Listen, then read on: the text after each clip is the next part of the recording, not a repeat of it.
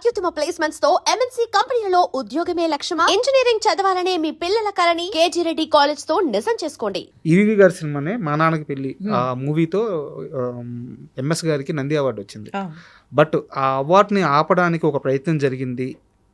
ఒక రకమైన కుట్ర అనొచ్చు, కొన్ని కామెంట్స్ అనొచ్చు, ఒక నెగిటివ్ క్యాంపెయిన్ జరిగింది. అవును, ఆయన ఆ సమయంలో చాలా బాధపడ్డారు, కానీ స్ట్రాంగ్గా నిలబడ్డారు. అలాంటి ఇంకొక కొన్ని కూడా జరిగినాయి. ఆయన ఒక ప్రెస్ మీట్లో కూడా షేర్ చేసుకున్నారు. That was his last press meet. Madam, నేను చనిపోయే ముందు నా సినిమా ప్రెస్ మీట్లో షేర్ చేసుకున్నారు. అంటే కొన్ని రావాల్సినవి ఆయనకి రాకుండా ఆగిపోయినాయి. ఆయనకి పిహెచ్డి డాక్టరేట్ వచ్చింది, అది for some reasons it stopped. I don't know. And he is a well deserving person. He did MA and he did some thesis also. అది కంప్లీట్ అవ్వలేదు. ఆయన చాలా బిజీ అయిపోయారు యాక్టర్గా. చెన్నైలో ఉన్నప్పుడు he did PhD on Raviraja గారి ఫాదర్. ఆయన he's one of the greatest technician. So ఆయన మీద నాన్నగారు ఒక థీసిస్ చేశారు. అది సమ్హౌ వర్కౌట్, అంటే లాస్ట్లో ఎందుకు అవ్వలేదు, ఇంకా అంత బిజీ అయిపోయారు నాన్న. అది కుదరలేదు. సో ఈయనకే ఒక డాక్టరేట్ వచ్చింది అప్పుడు ఫారెన్ యూనివర్సిటీ నుంచి. అది ఆగింది.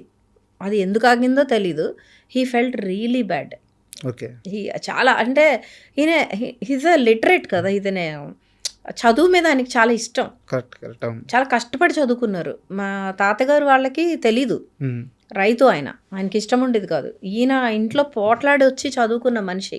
చదువు అంటే అమితమైన ప్రేమ ఆయనకి అట్లా అది జరిగేటప్పటికి అన్నింటికన్నా it hit him very bad. అంటే అది ఉండిపోయింది, ఆ కళ ఆయనకి తీరలేదు. ఎంత లేదనుకుంటా, ఎంత మాట్లాడుకున్నా అవార్డ్స్ విషయంలో ఎంఎస్ గారికి అన్యాయం జరిగింది అంటే ఒప్పుకుంటారా? జరిగి ఉండొచ్చండి, కానీ అవార్డ్స్ తోటి కొలలేం కదా. ఇప్పుడున్న people love you cannot measure with any awards. అవును, ఆయనకు ఉండే ప్రేమ. ఈరోజు నేను నిన్న పోస్ట్ పెడితే ఆయన పేజ్లో 28,000, ఇప్పుడు 35,000 లైక్స్ వచ్చినాయి. అవును మేడం, నేను ఎక్స్పెక్ట్ చేయలేదు.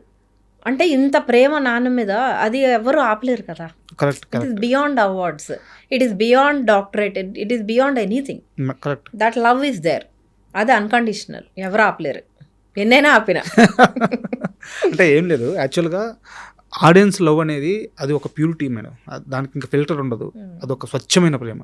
బట్ ఇప్పుడు కొన్ని దశాబ్దాలు దాటిన తర్వాత అయినా కొలవడానికి పద్మశ్రీ వచ్చిందా, డాక్టరేట్ వచ్చిందా, ఇలాంటి కొలమానాలు వచ్చే రోజులు వచ్చేవి ఆగినాయి. ఆయనకి రావాల్సినంత అయితే రాలేదు. రావాల్సినంత, కానీ మేము అది మేము చూడట్లేదు, ఆ పార్ట్ ఎప్పుడు చూడలేదు. ఇట్స్ ఓకే, మనిషి ఎంత అచీవ్ చేసినా ఇంకేదో రావాలని ఉంటుంది మనకి. We are happy with what he is happy.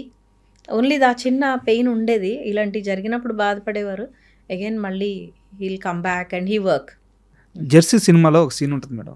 ఆ బాబు క్రికెట్ ఆడడానికి వస్తే, నాని కొడుకు క్రికెట్ ఆడడానికి వస్తే వాళ్ళ ఫ్రెండ్ ఉండి, అరే మీ నాన్న ఫోటో ఈరోజు కూడా పేపర్లో వచ్చింది అనగానే ఇట్లా ఒక గర్వంతో అట్లా తలెత్తి నవ్వుకుంటూ అటు తిరిగి వెళ్ళిపోతాడు అనమాట.